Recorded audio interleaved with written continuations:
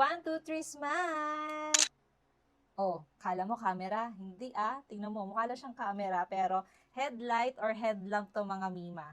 Another flashlight record na naman mga mima. Tignan nyo, mukha siyang mini camera Pero hindi, headlight or headlamp to mga mima. Nilalagay ito sa ulo. Meron siyang adjustable strap. Ayan Alam nyo ba kahit maliit to, ang lakas ng ilaw nito. Tignan nyo naman Oh, di ba?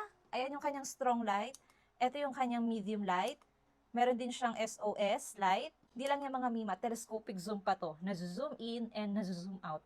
Grabe ang smooth ng kanyang pag-zoom in and pag-zoom out. Meron kasing ibang flashlight na ang hirap niyang i-zoom in or i-zoom out. Ito na, smooth lang siya, ayan Tapos hindi lang yung mga mima, dimmable din ito. Ayan, ilo-long press mo lang itong button na to.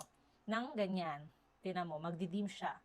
Oh, di ba? Ganito siya mima kapag nakasuot sa ulo. Yung asawa ko na yung nag-model. And ganito kalakas yung ilaw niya kapag sa gabi or nasa labas. O di ba bongga, ang lakas, ang lawak din ng nasasakop ng ilaw niya. Tignan nyo, di ba? Meron siyang 1,000 lumens kaya naman perfecto para sa outdoor activities tulad ng camping, hiking o search operations. And kaya niya magpaabot ng liwanag hanggang 250 meters mula sa flashlight. 1,200 mAh yung battery capacity nito. 5 to 10 hours naman bago maubos yung kanyang battery. Depende yan sa setting na gagamitin mo Kung mas mataas ang brightness, mas mabilis maubos, malapit sa 5 hours. Pero pag mas mababa ang brightness, mas matagal and malapit ito sa 10 hours. Perfect nga itong ibigay sa mga asawa niyo para pag meron silang aayusin sa kotse, sa sasakyan, sa lababo, or kung ano pa man, hindi na nila kailangan pang hawakan, isusuot na lang nila sa ulo nila. Hassle-free, di ba?